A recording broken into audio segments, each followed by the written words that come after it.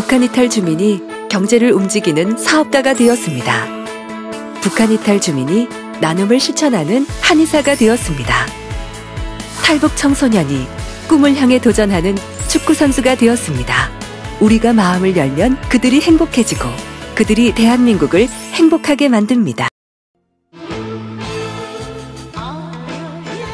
함흥냉면, 평양 온반, 개성보쌈까지 보기만 해도 입에 군침이 도는 북한 전통요리 학자, 북한 전통음식문화연구원 이예란 교수.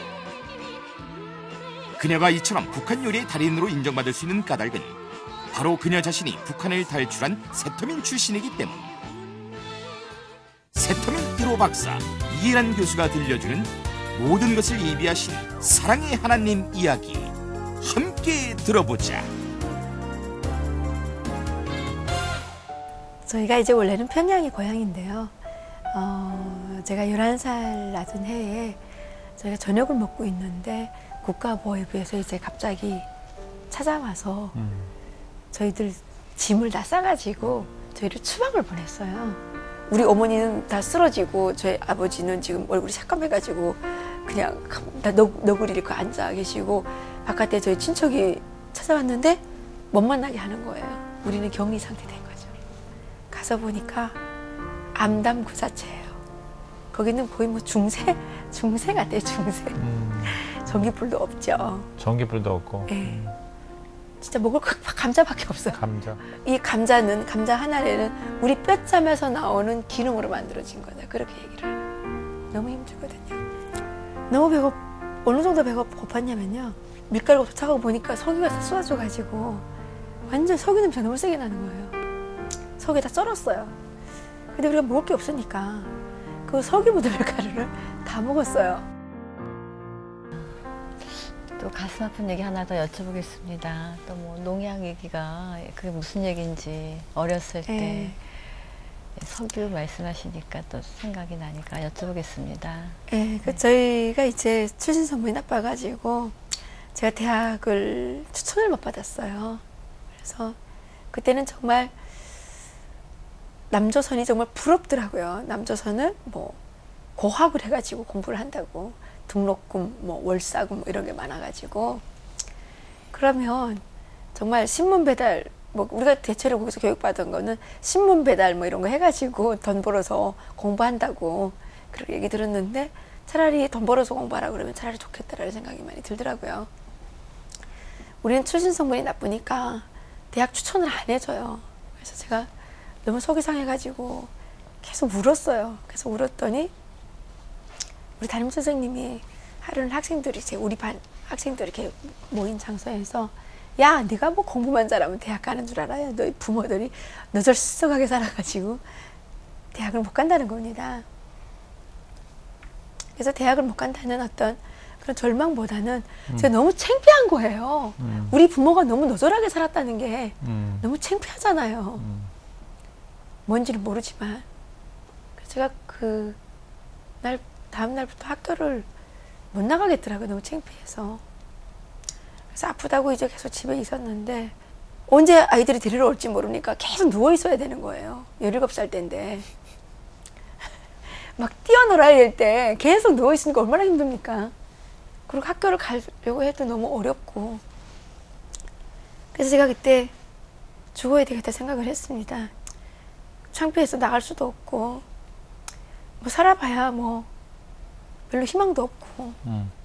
근데 거기서 이제 아파트에서 뛰어내리면, 자살하면 민족 반역자거든요. 그러면 가뜩이나 우리가 출신 성분 나빠서 너무 어려운데 제가 막 뛰어내리면 안 되잖아요. 그래서 제가 머리를 쓴 게 농약을 먹고 그냥 죽어야 되겠다 이렇게 생각을 한 거예요. 우리 집에 그 우아독수라는 살충제가 있었어요. 그래서 그거를 그 머그잔 있죠. 이거보다 상당히 큰 머그잔. 거기 이제 하나를 풀어가지고 마셨어요. 그래서 이제 굳게 결심하고 마시려고 그러는데, 이 독약이라는 거는 참 역해요. 그리고 이게 벌써 독성이 있으니까 팔팔한 그 연기가 쫙 나더라고요. 근데 이게 입에다 가져다 댔을 때 이게 목구멍이 딱 닫히더라고요. 이게 우리 인체 시스템은 하나님께서 참 잘 만드셔가지고요. 똑똑해요, 진짜. 딱 갖다 대는 그 컵을 딱 갖다 이렇게 대는 순간에 매캐한 냄새가 나니까 이 목구멍이 딱 닫혀가지고 못 먹겠는 거예요, 이렇게 올라와서. 그래서 이제 그때는 눈을 딱 감고 다시 한번 뗐다가 마시면 정말 너무 다 어바이트 할 것 같아요. 그래서 눈을 딱 감고 그냥 한꺼번에 원샷으로 진짜 다 마셔버린 거예요, 제가. 그리고 이제 쓰러졌는데 한 20분 후에 너무 근데 조용하더라고요, 세상에. 난 뭐 녹약 먹으면 그 자리에서 욱 하고 죽는 줄 알았어요. 그랬는데 그렇게 죽는 게 아니라 한 20분간 텀이 있어요. 뭐 정말 너무 혼자였었잖아요. 근데 걱정되더라고요. 어떡하지, 못 죽으면, 못 죽고 이제 어떻게 어디 장애가 생기면 막 걱정이 됐는데 한 20분 있다가 제가 정신을 이제 잃고 막 토하고 막 이렇게 됐어요. 근데 저희 어머니가 그날 오실 시간이 아닌데 그냥 어떻게 무슨 배고파 정리한다고 이렇게 오신 거예요, 집에. 제가 쓰러지고 나서 얼마 안 됐었나 봐요. 그래가지고 오셔서 저를 발견하고 병원으로 이제 업고 가셔가지고 장을 다 청소를 해서 제가 살아났어요. 그때가 17살 때. 근데 이제 그 후에 탈북하게 된 그 경위, 그 어떤 그 특별한 계기가 있었을 텐데요. 그래서 이제 저희들이 그렇게 이제 생활을 하면서 있었는데 90년 초반에 저희 할머니를 저희들이 찾게 됐고 할머니가 미국에 살고 계신다는 걸 저희들이 알게 됐고 나중에 이렇게 알게 됐고 예, 그래서 편지를 이제 거래를 가지게 됐어요. 네. 그랬는데 할머니께서 이제 97년도에 저희 가족을 데리러 중국으로 오신 거예요. 그래서 이제 저희는 처음에 탈북 너무 무섭잖아요. 그래서 안 가겠다고 그랬어요. 그리고 저는 그 북한에 있을 때 이제 발효공학을 전공을 했는데요. 북한에는 그 푸드 파워가 있어요. 그 어떤 음식을 이렇게 다루는 게 약간의 권력적인 측면도 있어요. 그 중에서 특히 그 술, 알코올 파워라고 저는 이제 생각을 하는데, 술을 이렇게 팔아주는, 뭐, 이렇게 술을 다루는 것도 엄청난 파워가 돼요. 아하. 예, 그래가지고 저는 이제 발효공학을 전공하고 술 만드는 회사들을 이제 감독하는 일을 했었거든요. 아하. 그래서 지금 뭐 배운 게 도둑질이라는 말도 있잖아요. 그래서, 지금까지 북한이 안 망한 거는 정말 기상천외한 일이지만, 저는 그때 당시에 북한이 망할 거라고 생각을 했거든요. 그럼 뭐 고난의 행군이 끝난다고 하는데 도대체 끝날 기미도 보이지 않고, 고난의 행군이 끝나려면 북한 사람이 다 굶어 죽어야 끝난다는 얘기인데 뭔가 자본주의가 되겠지. 북한이 자본주의가 될 것이다. 그러니까 북한의 자본주의가 되게 되면 뭔가 우리가 기업을 하나 해야 되잖아요. 자본주의는, 북한 사람들이 이해하는 자본주의는 장사 플러스 기업이거든요. 뭐 맞나요? 맞죠? 그래서 나는 이제 생각이 술공장을 하나 이제 해야 되겠다. 해야 되겠다 이렇게 생각을 한 거예요. 대학 졸업한 얘기. 대학 졸업하고 일을 그때 한창 하면서, 했을 때니까. 그래서 내가 배운 게 술 만드는 그런 거니까 내가 이게 술공장을 하나 이제 나중에 북한이 딱 뒤집어질 때 술공장을 제가 딱 하나 인수해가지고 내가 술을 만들어서 팔면 되겠다라는 생각을 했거든요. 그래서 할머니가 오라 그럴 때 안 가겠다 그랬어요. 아유, 할머니 지금 뭐 너무 지금 가기 어려운데 어떻게 가냐고. 그래서 그냥 우린 여기서 그냥 살겠다고 그러면서 돈 달라는 말은 차마 못하니까 속생각으로는 그럼 우리 데려가는데 돈도 많이 든다는데 그 돈 한 3분의 1만 주면 우리 그냥 여기서 눈치 보면서 살다가 북한이 뒤집어질 때 그냥 그 술공장 하나 인수해서 그렇게 살아야 되겠다 이렇게 생각을 했거든요. 저는 그때 출산한 지 보름밖에 안 됐었고, 예, 또 저희 어머니는 그 전전해에 백내장으로 이제 눈에 출혈을 해서 그 수술을 받았는데, 북한의 병원이 얼마나 열악한지 평양에 있는 병원에 저희들이 이제 뭐 좀 백을 써가지고 보냈음에도 불구하고 수술을 받았는데 병원에서 밥을 얼마나 조금 줬는지 한 달 동안 화장실을 한 번밖에 안 가셨다는 거예요. 그러니까 영양실조 걸리셨죠. 수술을 받으면 이게 영양 보충을 잘해야 이게 그럼요, 눈인데. 예, 되잖아요. 그러니까 병원에 갔다 오셨는데 완전 영양실조 한 3달 정도 오신 거예요. 아하. 그래가지고 이게 치유가 안 돼서 녹내장이 또 오셨거든요. 그래서 한전으로 실명이 됐어요. 그리고 또 저희 아버지는 혈압이 높으셔가지고 220에 180 뭐 이렇게 돼가지고 출혈을 또 하신 상태였거든요. 어떻게 탈북해요? 그래서 우리는 못 가겠다라고 그렇게 했는데 저희 할머니께서 이제 자꾸 가야 된다 그래가지고 그러고 거기에다 이제 우리가 정치범 수용소에 끌려갈 만한 그런 사건이 생겼기 때문에 저희들이 이제 그냥 정치범 수용소에 끌려갈 바에는 자살하는 게 낫다 그렇게 생각을 해서 시장에 가가지고 농약 쥐약 있죠. 쥐약을 4봉지를 사가지고 다 하나씩 나눠가지고 탈북을 하게 된 거예요. 그러면 누가 먼저 하자 이런 게 아니라 거의 다 똑같이 할머니가 오라고 그랬으니까 했는데 뭐 저희 어머니는 절대 못 가겠다고 그러셔가지고 뭐 정말 웃기는 일이지만 저희 어머니하고 저희 아버지하고 막 부부 싸움이 엄청 심해진 거예요. 그래서 저희 아버지는 가야 된다고 그러고 저희 어머니는 못 가겠다 그러고 막 하루는 막 싸우시는데 저희 아버지가 당신 빨갱이야 뭐 그러니까 우리 어머니는 막 혁명의 변절자 막 이러면서 막 그런 막 소설에나 나올 수 있는 그런 막 상황이 막 되고 막 그랬었어요. 네. 어떻게 그 탈북했을 때의 과정, 구체적인. 그래서 저희들이 이제 먼저 그 탈북을 하면서 저희도 뭐 버이부에 이제 잡혀서 군인들한테 잡혀서 저도 버이부 직결소에도 잡혀가고 그랬는데 이제 정말 성경에 이제 나오는 것처럼 하나님께서 구름기둥, 불기둥으로 네. 지켜주셔서 그 왔다고 생각을 해요. 그 이제 남쪽에 와가지고 보니까 이사야 43장을 보면 정말 이게 어떻게 그 태초에 우리 가족 이게 탈출 이야기가 거기다 씌워진 것 같이 그렇게 이제 돼 있더라고요. 그래서 저희들이 가족이 이제 막 합의가 이루어지지 않아가지고 일부가 먼저 탈북을 하는데 또 나오다가 또 잡혀가지고 국경경비대한테 막 잡혀가지고 우리가 막 그 강가 그 자갈밭에서 엄청 매를 많이 맞았어요. 두만강에서. 압록강에서요.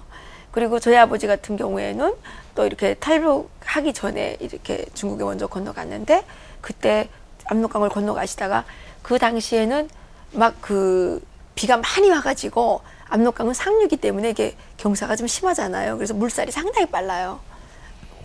그때 이제 중국으로 넘어가시는데 물에 떠내려가지고 아버지랑 같이 그러니까 압록강을 넘었던 그 젊은 친구가 있는데 28살인가 났는데요. 그 친구는 물에서 없어졌어요. 행방불명됐어요. 근데 저희 아버지는 이게 그 조그만 바위돌 같은 거기에 걸려가지고 거기서 이제 그래서 살아남으셨거든요. 그리고 저희들이 이제 또 압록강에서 막 잡혀가지고 막 매 맞고 막 이렇게 할 때 우리 동생이 막 놔보고 이제 그 쥐약 먹을 때가 되지 않았냐.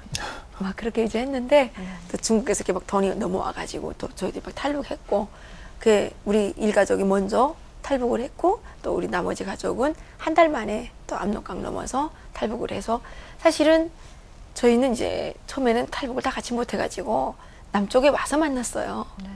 그래서 한 4개월 후에 만나게 됐는데 4개월, 한 6개월 후에 만나게 됐는데 야, 그때 정말 다시는 못 만날 줄 알았던 그 가족이 다시 만나니까 세상에 뭐 부러운 게 없고요.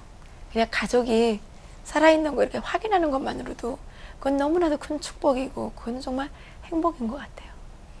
9명이라면 부모와 우리 부모님, 그다음에 우리 4남매잖아요. 4남매. 4남매에다가 우리 올케, 또 저희 아들, 또 우리 조카 그렇게 해서 9명이 탈북을 했는데 정말 기적이 아니면 할 수 없는 일이에요. 제가 아까 말씀드렸지만 한자였잖아요. 거기다가 갓난 애기 4개월짜리 애기까지 데리고 탈북을 하는데 그게 가능한 일이겠습니까? 하나님 은혜죠. 남편은 우리 애기 아버지는 못 오셨어요. 제가 탈북한다 하자는 얘기를 도저히 할 수가 없었어요. 그래서 부부인데도 부부지만 저희 애기 아버지한테도 또 가족이 계시기 때문에 저희 애기 아버지가 탈북하는 경우에 우리 또 애기 아버지 우리 시집 또 식구들이 그렇지. 다 잘못되잖아요. 그래서 내가 가자 그랬는데 야 나 못 가 이렇게 되면 못 가는 문제가 아니라 우리 또 친정 식구들의 문제가 걸려있기 때문에 얘기를 솔직하게 할 수가 없어서 그냥 좀 어디 멀리 좀 출장 좀 갔다 오자고 그렇게 얘기를 모른 했는데 채, 남편 예, 모른 채. 그랬는데 그렇게 해서 이제 중국에 건너가서 얘기하려고 그랬죠. 그랬는데 저희 애기 아버지가 그날 명절이어서 술을 좀 너무 많이 마셔가지고 못 왔어요. 그러면 궁금한 게요. 원장님 어떻게 하나님을 만나셨을까? 그게 궁금합니다. 하나님에 대한 이야기는 네네. 북한에 있을 때 저희 할머니께서 편지를 이렇게 보내주셨는데요. 그 제일 처음에 이렇게 편지가 한 장 왔어요. 근데 이제 저희 아버지 이름을 부르시면서 명훈아 지금까지 북한에 홀로 떨어진 너를 지켜주신 하나님께 감사드린다 뭐 이렇게 네. 편지가 왔어요. 그래서 나는 그 편지 보면서 너무 웃긴다고 생각했어요. 무슨 지켜준다는 게 구잘나게 지켜줘가지고 우리가 얼마나 고생을 했는데 뭐 이런 생각을 했고요. 저희 할머니가 이제 늘 편지마다 마지막 말미에 내가 너를 만나기 위해서 하나님께 시간 기도드리고 있다. 지금은 뭐 새벽 3시다. 뭐 이런 편지를 계속 보내주시더라고요. 근데 저희는 사실 북한에서 하나님 몰라요. 기독교가 뭔지도 몰라요. 사실은 모르고요. 십자가 하면 공동묘지에 세우는 거?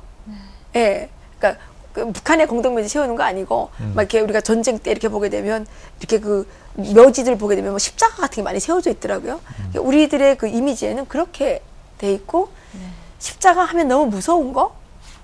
그렇게 돼 있어요. 이렇게 그 우리가 북한에 있을 때 우리가 인민학교 때 이제 교과서에 뭐 원도우드 선교사가 뭐 항해도 지방에서 뭐 목회할 때 뭐 이렇게 뭐 십자가 목걸이 걸고 그 어린 아이 이마에다가 사과 뭐 하나 주워 먹었다고 막 도족이라고 막 황산으로 막 불새기고 뭐 이런 거를 우리가 배웠거든요. 그리고 뭐 미신이다 뭐 이렇게 하니까 우리 할머니가 뭐 기도한다는 거를 우리는 그러니까 믿는 사람들이 이렇게 물 떠놓고 비는 거 그런 걸로만 생각을 했었어요. 진짜 무식했어요. 근데 이제 북경에 왔는데 저희 아버지가 갑자기 하나님이 세상을 이처럼 사랑하사 독생자를 주셨으니 요한복음 3장 16절 막 외우시는 거예요. 막 눈물을 막 흘리시면서 그리고 무슨 물을 떠난 고기는 혹시 살 수 있어도 예수 떠난 심령은 사는 법이 없어요. 그게 10절까지 있더라고요. 찬송가가. 그거를 막 울면서 부르시는 거예요. 그래서 제가 너무 깜짝 놀랐어요. 세상에 이런 반동아버지랑 내가 34년 동안 모르고 살아왔다는 게 너무 이해도 안 되고 예. 그렇게 됐는데 저희 할머니가 심양에서 저희를 만나니까 성경책 갖다 주시면서 별거 없다 야 옛날에는 뭐 서울 가면 그냥 예수 믿어라. 옛날에 북한은 예수 잘 믿을 때 잘 살았는데 지금은 예수 안 믿어서 못 살고 지금 남한은 예수 안 믿을 때 옛날에 못 살다가 지금 예수 잘 믿어서 잘 살고 뭐 이러면서 뭐 우리 보고 무조건 예수 믿으라고 그렇게 얘기하시더라고요. 그래서 그런가 보다 하고 왔어요. 왔는데 저희 가족이 들어만 오고 들어 못 왔었잖아요. 그래서 너무 속상했어요. 괜히 왔다는 생각도 많이 했어요. 여기가 좋고 나쁘고의 문제가 아니에요. 우리만 여기 와 있는 게 우리 가족들 시체 위에 올라서서 이렇게 너무 잔인한 것 같고 그래서 괜히 왔다. 그냥 거기서 같이 죽을 걸. 그냥 같이 정치범 수용소 끌려가서 같이 죽을 걸 이런 생각도 참 많이 했었어요. 근데 이제 우리 그 처음에 만나신 분이 장로님이신데 지금은 목사님 되셨어요. 그분이 저보고 기도해라.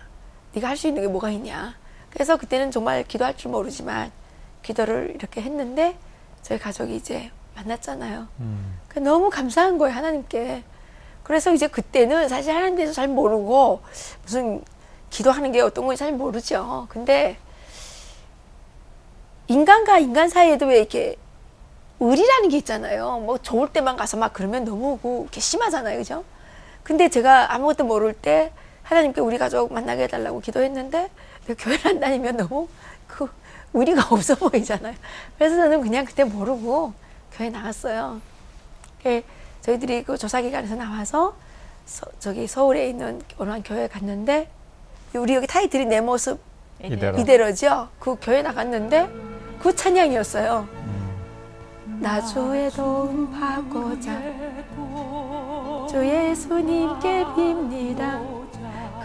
내 모습 이대로잖아요. 근데 내 모습 이대로가 너무 내가 초라하고 정말 보잘것없고 그렇지만 하나님 날 받아주십시오 하는 그 소망이 그 찬양이 있는 것 같았어요. 그래서 이제 거기서 신앙생활을 시작했는데 처음에는 좀 뭐 부담스럽기도 하더라고요. 주일날마다 나가야 되고 계속 일하다가 주일날 좀 쉬었으면 좋겠는데 교회 가야 되고 막 하루 종일 교회가 있어야 되고 막 이렇잖아요. 근데 99년도 1월 달에 특별 새벽 기도회를 왜 하잖아요. 1월 달에는. 그래서 거기를 제가 이제 나가게 됐어요. 근데 그 버스가 우리는 그때 차가 없으니까 그 교회 차가 이렇게 운행을 해주는데 그 여러 집을 돌아야 되니까 2시 반 정도에는 깨놔야 돼요. 그러니까 너무 힘든 거예요. 30 며칠 되니까. 나중에는 막 이렇게 막 몸이 둥둥 뜨는 것 같아. 너무 피곤해가지고. 그렇죠. 그래서 이제 새벽기도 나가가지고 엎드려 있다 보면 계속 자는 거예요, 제가. 너무 속상해요. 여기 와가지고 이렇게 엎드려서 잘 바에는 집에서 편안하게 누워서 자는 게 좋은데 기도도 못하고 자니까 너무 속상해서 어떻게 하면 안 잘 수 있을까 이렇게 지금 고민을 좀 했어요. 근데 제 앞에 계시는 권사님이 우리 교회에서 되게 신앙이 좋으신 분이었거든요. 근데 그분이 막 이렇게 기도하시는 거예요. 그래서 제가 앉으려고 막 그분을 따라서 막 이렇게 기도를 했어요. 근데 하나님 방언을 주시는 거예요. 그래서 혀가 막 이렇게 막 말려가지고 바람개비처럼 막 돌아가는 거예요. 어떡하냐. 나는 이제부터 미치기 시작했나 보다. 난 너무너무 걱정을 했어요. 제가 처음에 그 교회 갔는데 어떤 분이 막 방언을 하시는데 뭐 짜금이 하는 방언을 하시는데 너무 이상해요. 그렇겠죠. 막 정신병자 같아요. 이런 생각을 하면서 저는 그거 너무 싫어했거든요. 근데 하나님이 나한테 그 방언을 먼저 주셔요. 난 달란 말도 안 했는데. 그래서 이제 나와가지고 그 같이 다니시는 권사님 보고 권사님 어떡해요. 나는 이상해졌어요. 막 혀가 막 돌아가가지고 뭐 룰루랄라 막 이런 게 막 됐다고 그랬더니 이 집사 그거 너무 좋은 건데 다른 사람도 못 받아서 얼마나 우는데 막 울면서 기도하는데 막 그러는 거여서 그런 거예요. 근데 그때 이재록 목사님 교회가 뭐 2단 교회 뭐 이런 게 막 나와가지고 방언도 뭐 2단이라 뭐 이런 말도 막 있고 그랬었어요. 그래서 저는 막 속상했었는데 지금 생각해 보니까 그게 하나님이 나를 만나주셨다는 사인이었고 체험이었고 그랬던 것 같아요. 그래서 내가 너무 한심하니까 내가 너무 의심이 많으니까 그렇게 이제 저한테 방언도 빨리 주셨고 또 그 후에 이제 제가 보험회사 다닐 때인데 공주에 있는 기도원에 이렇게 갈 일이 있었어요. 어느 전도사님이 저보고 가자고 그러실 때 제가 그냥 난 저기 보험 팔아야 되니까 못 간다고 그랬더니 그분이 거기 가면 누가 보험 하나 해줄지 아냐? 뭐 이러시는 거예요. 그래서 이제 그러면 가봐야 되겠다 이렇게 생각을 하고 가려고 그러는데 또 세문안교회 다니신 권사님이 맨날 보험해 주시겠다 그랬는데요. 그분도 가신대요. 그래서 저분한테 가서 이번에 보험 하나 팔아야지. 그러고서 지금 아주 계산을 철저하게 하고 그 양재동에 있는 성서공회 앞에 모였어요. 근데 그 권사님이요 나오시다가 수도가 터진 거예요 집에. 그래서 나오다가 도로 돌아가셨대요. 난 저분한테 보험 팔려고 가는데 그분은 안 오시잖아요. 난 너무 속상했어요. 그렇다고 안 갈 수도 없고. 그래서 이제 거기 따라갔는데 보험 하나도 못 팔았죠. 근데 떠나올 시간 돼가지고 너무 억울해요. 그래서 굴 있죠 산 밑에 거기 들어가서 기도라도 하고 가야 되겠다. 이건 기도하러 온 게 아니라 보험 팔러 갔다가 보험 못 팔으니까 기도라도 하고 가야 되겠다 생각해가지고 기도하려고 혼자 들어가서 이제 엎드렸는데 선방망이 이만한 선방망이가 저를 꽝 하고 때리는 느낌이 들었어요. 뽕 했어요. 근데 말씀이 무슨 말씀이었냐면요. 사람이 떡으로만 사는 것이 아니요 하나님의 입으로 나오는 말씀으로 사는 이 말씀이었어요. 제가 생각해 보니까 정말 맞아요. 그때 다시 생각해 보니까 내가 북한에 있을 때 평양에서 산골 쫓겨 가가지고 그 산골에서 벗어나기 위해서는 열심히 공부해야 된다 생각가지고 정말 커피 흘리면서 너무너무 열심히 공부할 수 있는 조건도 아님에도 불구하고 너무너무 열심히 공부했지만 대학 추천도 못 받아가지고 농약까지 먹고 자살할 지경에까지 이르렀었잖아요. 그러다가 이제 공부해서 이제 처지 개선이 안 되니까 그 입당을 어떻게 해봐야 되겠다 생각해가지고 열심히 일했는데 그것도 안 되더라고요. 그래서 나중에는 이제는 이거 해도 안 되니까 이제는 내가 돈을 열심히 벌어가지고 돈으로 이제는 모든 걸 좀 다 해결해야 되겠다. 북한도 최근에는 돈만 많으면 출시선물도 바꿀 수 있거든요. 문건 하는 사람들한테 돈 줘가지고 다 지우면 돼요. 근데 그 엄청나게 돈이 많이 들어가거든요. 나는 이제 그렇게 해야 되겠다 싶어가지고 돈도 열심히 벌었어요. 그러다가 제가 결국은 땡전 한 푼 못 가지고 핏덩어리 아들 하나 달랑 얻고 탈북했어요. 근데 탈북해서 그 기도하는 자리에 갈 때까지는 밥 굶은 적이 없었더라고요. 그래서 하나님께 너무너무 미안한 거예요. 그 이후로 제가 인간들이 계산하는 건 다 아메바 같다. 그래서 너무 계산적으로 살면 안 된다. 난 우리 아이가 될 수 있으면 너무 계산적이지 않고 계산할 줄 모르는 아이가 됐으면 좋겠다는 소망이 생기게 됐어요. 우리가 너무 계산하면 하나님 보시기에 너무 황당하지 않겠어요? 그래서 이제 제가 거기서 이제 깨닫고 나왔어요. 하나님 정말 죄송합니다. 내가 뭐 보험 팔기 위해서 태어난 사람도 아닌데 여기 와서 이제 그렇게 하고 너무 죄송합니다. 나왔는데 나와서 생각해 보니까 너무 또 신기한 거예요. 왜 성경은 두껍고 말씀도 많은데 왜 그 말씀을 나한테 주시나? 야, 내가 너무 밥 먹고 사는 거 너무 걱정해서 그러나? 그런 생각도 했어요. 근데 그때로부터 한 5년 후에 제가 미국에 이제 갈 기회가 생겼는데요. 거기에서 깨달았어요. 북한은 식량난이잖아요. 그리고 그때는 우리나라에서 이제 햇볕 정책, 평화번영 정책 하면서 북한에 엄청나게 많이 줄 때예요. 근데 하나님께서 그때 북한의 식량난은 쌀이 없어서 생기는 난이 아니고 그 북한의 식량난은 그 땅에 하나님의 말씀이 없어서 하나님의 공의가 없기 때문에 생기는 말씀난이다. 네. 그 깨달음을 주시더라고요. 네. 그리고 저는 식품영양학자입니다. 근데 정말 아이러니하지만 북한의 영양실조는 말씀이 없어서 생기는 그런 영혼의 실조지 그 영혼의 실조지 영양실조가 아니라는 생각을 하게 됩니다. 그래서 정말 말씀과 그러니까 북한에 줘야 되는 게 쌀과 함께 꼭 말씀이 전달이 돼야 되고 쌀보다 먼저 가야 되는 게 말씀이고 그 땅에 먼저 실현이 돼야 되는 게 농사가 잘 되는 게 중요한 게 아니고 그 땅에 하나님의 공의가 먼저 실현이 돼야 된다는 거. 그래서 제가 이제 대학생 성경 공부반도 만들게 됐고 그때 만들면서 정말 북한에 앞으로 필요한 한 게 목사님들보다는 저는 제 생각은 그렇습니다. 목사님들보다는 크리스찬 전문가들이 많이 육성이 돼서 북한의 정치, 경제, 문화, 사회 모든 전반에 정말 말씀으로 하나하나 기초를 쌓아서 그 나라가 말씀 위에 씌워지는 나라가 되게 되면 하나님께서 이 대한민국을 축복하신 것보다 더 축복을 하셔서 정말 우리 이 통일 한국이 정말 세계의 어느 나라보다도 정말 웃뜸 가는 선진 한국이 되지 않을까 그렇게 생각을 하거든요. 예. 네, 아유 정말 아주 속이 후련한 말씀이에요. 맞습니다. 동의합니다. 전적. 감사합니다. 네. 엄청난 2005년도에 교통사고가 있으신 후에 또 많은 어떤 하나님의 메시지가 있으셨다고요. 예, 근데 이제 참 인간이 자기가 뭐 잘하겠다 그러면 문제가 탈이 생겨요. 제가 석사학위 공부할 때는요, 북한에서 로어를 배웠거든요. 러시아어를 배웠거든요. 그래서 영어를 못해서 잘 알아듣지도 못하고 뭐 그래서 참 어려움이 많았어요.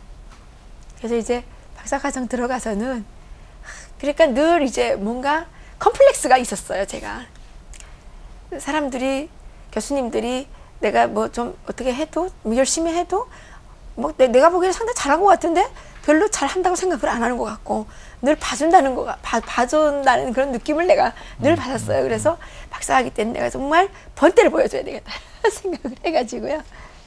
3학기에 원래 박사과정이 4학기가 코스웍인데 제가 3학기에 코스웍 학점을 다 땄습니다. 그리고 4학기 때 이제 열심히 해가지고 내가 졸업시험을 엄청나게 잘 봐가지고 이분들에게 정말 이해라니까 공부 잘한다는 걸 좀 보여줘야 되겠다 이렇게 생각하고 있었는데 너무 어려워요. 일이 잘 안 돼요. 석사 때는 하나님께서 연구 모형을 그 기도 가운데 연구 모형을 한 상으로 주셔가지고 그 모형을 가지고 다이렉트로 짝짝짝 논문 썼거든요. 그래서 이제 박사학위 너무 별거 아니겠지 생각해가지고 다 했는데 안 되는 거예요. 제가 미국의 국회 도서관까지 가서 자료를 수집해 갖고 왔는데 그게 안 돼요. 그래가지고 논문이 계속 이렇게 뒹굴면서 잘 안 돼요. 그때 제 한계를 너무너무 깨달았고, 왜 사람이 노력하면 안 되는 게 없다 하는데 아니에요. 노력해도 안 되는 것도 있어요. 그분이 허락하시지 않으면. 그렇죠? 그래. 그건 누구나 다, 하나님을 믿는 분들은 누구나 다 네. 동의하는 걸 거예요. 내가 노력해서도 안 되는 게 있어요. 그때 저는 너무 속이 상해서 박사학위 못 받으면 한강으로 가야 된다고 생각을 했어요. 너무 창피하잖아요. 그리고 저에게 장학금 주셨던 분들이 너무너무 실망할 거 아니에요. 제가 그 논문을 못 쓰면 또 저만 문제가 되는 게 아니라 다른 분들이 장학금을 못 받으니까 다른 탈북자들에게 제가 엄청난 손해를 끼치는 거 아니에요. 그래서 막 그랬는데 막 그렇게 하다가 논문이 너무 안 돼가지고 실망 상태에 빠졌는데 그때 이제 하나님께서 그런 마음을 주시더라고요. 지금 되면 빨리 돼서 안 돼. 빨리 돼서 좋은 것도 있지만 늦게 피어서 늦게 돼서 좋은 것도 있습니다. 그래서 그런가 보다 생각하고 마음을 늦추고 했는데 박사학위 논문을 이제 다 통과받게 됐어요. 통과되게 됐어요. 그런데 한 가지가 문제가 또 생겼어요.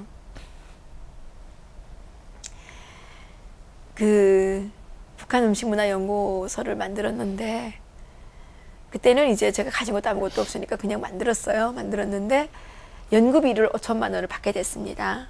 연구비 5천만 원이 들어오니까 그 돈에 침을 흘리는 분들이 좀 계시더라고요.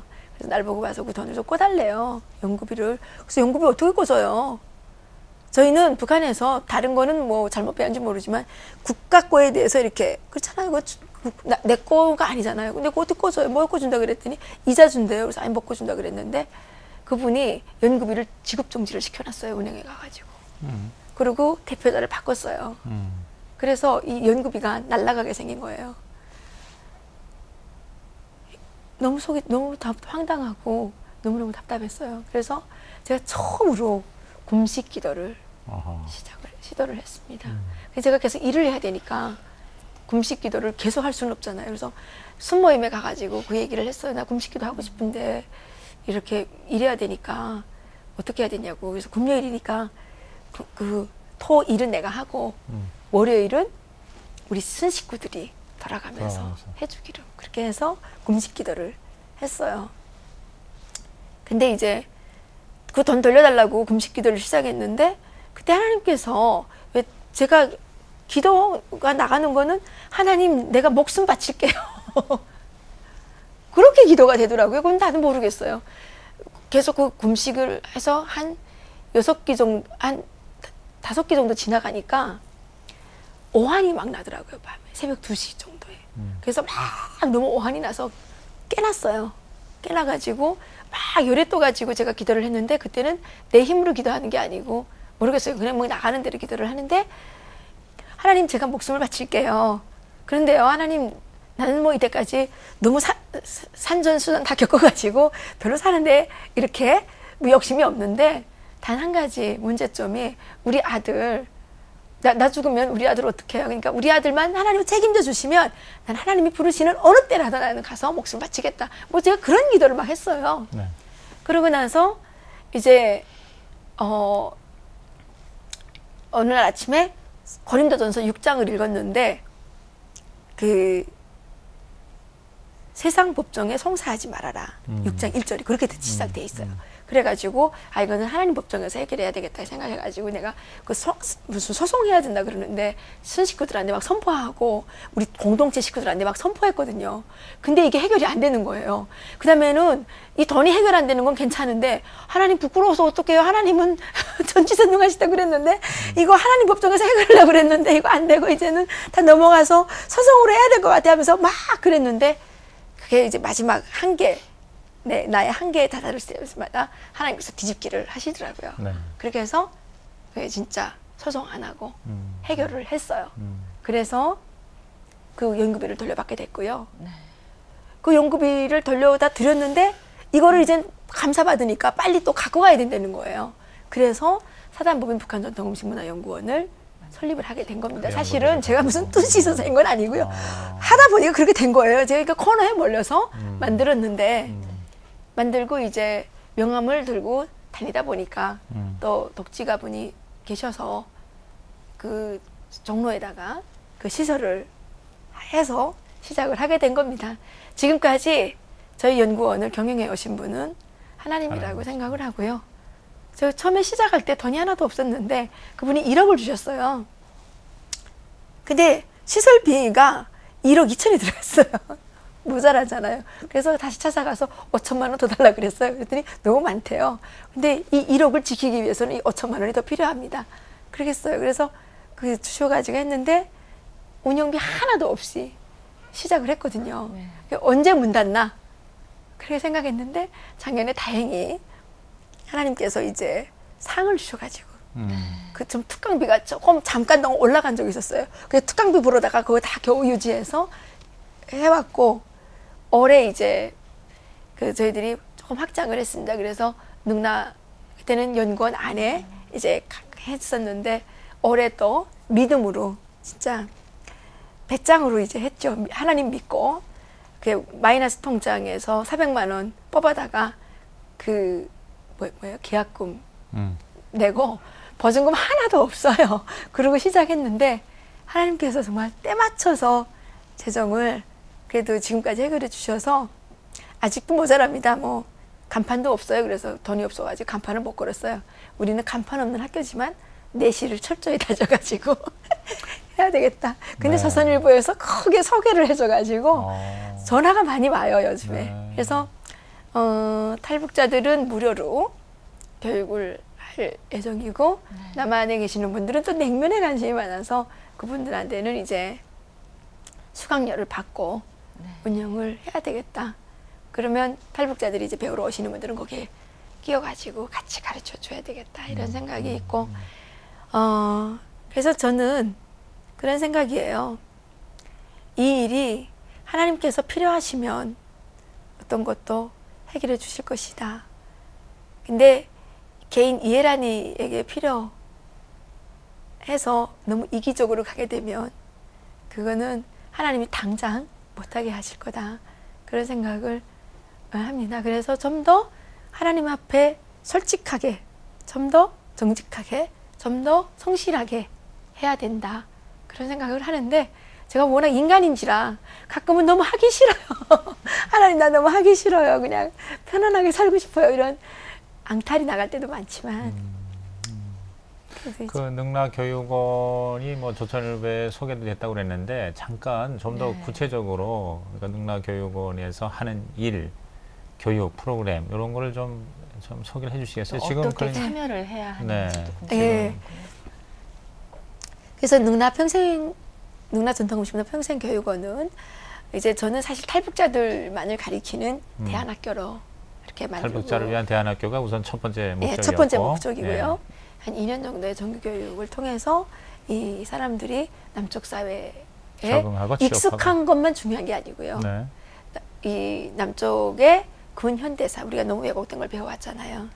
근현대사라든가 그다음에 이 남쪽에서 살아가는 데 필요한 어떤 이런 직업 윤리라든가 네. 그다음에 이 생활에 필요한 어떤 기초적인 소양들 있잖아요. 이게 그 사람들을 상대하는 인간관계 그렇죠. 형성이라든지 그다음에 이 기초적인 컴퓨터라든지 뭐 기초 생활 문화들 있잖아요. 이런 것들이 형성이 돼야 남쪽 사람들하고 이렇게 소통이 네. 가능하잖아요. 네. 어차피 뭐 윤리라든가 이 서양 교육에는 기독교 문화가 핵심이 돼야 되지 않겠습니까? 그래서 이 좀 같이 했으면 좋겠다는 바람이 있습니다. 예, 그리고 저희는 이제 과정이 뭐 요리 과정이다 보니까 그러니까 북한 요리도 한 여러 가지 과정이 좀 있고요. 뭐 북한의 각 지방의 전통 음식이라든지 또 호텔 요리라든지 또 그다음에 건강 요리들, 뭐 냉면반이라든지 그런 것들이 이제 있고요. 그다음에 나중에는 저희들이 그 된장, 간장 담그는 거 있잖아요. 이게 북한에서도 담그는 간장, 된장, 뭐 이렇게 김치 네, 이런 발효식품. 것들도 좀 예, 발효식품. 제가 또 발효가 전공이니까요. 그 특별히 와서 가르치시는 강사나 또 선생님들이 확보가 어떻게 되고 있습니까? 우리 혼자서 예. 다 할 수 없잖아요. 예, 그럼요. 뭐 윤리 교육 같은 경우에는 대학 교수님들 좀 하시겠다는 분들이 좀 계시고요. 근데 이제 한두 시간은 괜찮은데 장기적으로 하려면 아무래도 그렇죠. 좀 페이를 드리고 그렇게 아마 해야 될 겁니다. 그래서 개인이 혼자 할 수 있는 일은 절대 아니고 교계가 나서고 또 국가가 어느 정도 이제 같이 협력을 하면 좋은 교육 프로그램으로 발전시킬 수 있다라고 생각을 하고 실질적으로 이런 준비가 되면 하나님께서 통일의 기회를 우리에게 허락해 주실 거라는 생각이거든요. 실제 통일이라는 거는 그 물리적으로 어떤 땅을 통합하는 거의 문제가 아니라고 생각을 하고 사람들과의 소통이고 사람들과의 화합이지 않습니까? 근데 지금 상태에서 북한 주민들에게 그냥 다이렉트로 이렇게 하게 되면 북한 주민들이 이제 이게 소통이 안 되기 때문에 우리가 심리적인 장벽이 오히려 그 38선에 있는 DMZ에 있는 38선보다 더 두꺼운 그런 어떤 심리적인 장벽이 생길 수도 있다라는 생각이거든요. 그래서 이러한 그 준비들을 지금부터 갖춰 나가야 된다. 그러니까 아직은 준비 단계입니까? 지금 강의는 좀 일부 개설해서 하고 있습니다. 그러니까 지금 와서 교육받고 있는 뭐 저 탈북민들이나 예. 남한 사람들 탈북자들은 무료로 하고 있고요. 지금 어느 정도 있나요 현재? 예, 교육받고 지금 한 있는 20명? 20명 정도. 그러니까 앞으로 점점 더 많아지겠네요. 예. 네. 그러니까 그쪽으로 이제 앞으로 신청할 수도 있고요. 예, 예. 오늘 정말 좋은 말씀 너무 네. 감사하고요. 아유, 감사합니다. 사실 좀 시간이 많이 부족한데 이제 좀 마무리를 해야 될 것 같고요. 예. 아마 많은 분들께서 원장님 얘기 듣고 더 많이 중보해 주시고 또 후원해 주시리라 믿습니다. 또 특별히 또 계획과 기도 제목 있으시면 말씀해 주시고 이 시간 정리하겠습니다. 예, 뭐 아까 말씀 중간에 다 나왔으니까 그렇게 생각하고 탈북자들 직업훈련 교사들을 제가 처음에 이제 한 100명 정도 양성을 했으면 좋겠다고 생각했는데 지금 그 향후에 북한에 이제 그 필요한 직업 강사가 몇십만 명이 될 겁니다. 근데 그 몇십만 명을 한꺼번에 하기는 어려우니까 지금부터 차곡차곡 준비를 해야 되기 때문에 그런 부분들을 위해서 많이 사람을 키우는 일이 세상에서 가장 어려운 일이지 않습니까? 그러니까 그리고 한꺼번에 할 수도 없고 그거는 많은 시간과 또 노력과 또 돈이 들어가야 되는 부분이니까 그런 부분들을 위해서 좀 많이 기도해 주셨으면 좋겠고요. 또 한 가지 이제 그 저희 그 탈북자 대학생들 또 위해서 저희 성경 공부반을 위해서 좀 더 많이 기도해 주셨으면 좋겠습니다. 그리고 참고로 저희 그 연구원은 그 지정기부금 단체로 그 인증을 받았기 때문에 그 저희들한테 후원을 해주시면 기부금 영수증이 가능하죠. 예, 영수증도 가능하고 세금 아마 혜택이 좀 네. 가능할 겁니다. 네. 그래서 저희들에게 그 탈북자들이 와서 어떤 역할을 할 수 있도록 좀 그 도와주시면 감사하겠습니다. 그래서 그 보니까 여기 와가지고 밥만 잘 먹고 뭐 편안하게 사는 게 행복은 결코 아니고 그러면요. 우리가 여기에 와서 이렇게 일을 열심히 해서 또 조국과 민족을 위해서 또 나중에 우리 통일 한국을 위해서 뭔가 기여를 할 수 있을 때 우리가 진정으로 탈북한 의미를 목숨을 걸고 탈북한 의미를 찾을 수 있을 것 같고 하나님께서 진짜로 바라시는 것도 그런 것들이 아닐까. 니네 가서 그냥 거기서 그냥 돼지같이 잘 먹고 잘 살아라. 이건 아니었던 것 같다. 그런 생각이 듭니다. 하나님. 네, 오늘 정말 은혜로운 시간이었고요. 많은 분들께서 같이 중보해 주시고 참여해 주시리라 믿습니다. 많은 또 후원도 함께 있을 거고요. 예, 감사합니다. 원장님 감사합니다. 너무 은혜로운 시간이었습니다. 네, 감사합니다. 예, 감사합니다. 네, 오늘 우리는 또 한 분의 꿈꾸는 사람을 만났습니다. 근데 그 하나님의 꿈을 이루는 데에는 우리 원장님께서 지금 계속 하시는 말씀 중에 하나님의 은혜를 강조했거든요. 정말 하나님의 은혜가 아니었다면 그 북한에서 어떻게 나왔으면 또 이곳에 와서 박사까지 되고 또 그 정말 용기 있는 여성상까지 받고 네, 그러면서 또 한 가지 제가 느낀 것은 하나님의 은혜와 함께 우리의 또 인간의 노력이 필요하구나. 그래서 우리 원장께서 끊임없이 이렇게 공부하고 또 자기를 개발하고 또 자기뿐만 아니라 탈북민들을 계속해서 키워내는 이러한 끊임없는 노력에 정말 은혜를 받았어요. 네, 정말 은혜로운 시간이었습니다. 네. 아, 사람이 떡으로만 살 것이 아니요 하나님 말씀으로 정말 우리 하나님 말씀으로 채워지는 오늘 하루가 됐으면 좋겠습니다. 아니, 계속 되시길 바라겠습니다.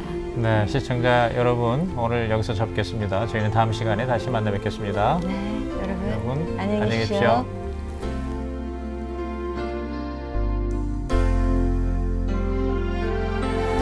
북한 이탈 주민이 경제를 움직이는 사업가가 되었습니다.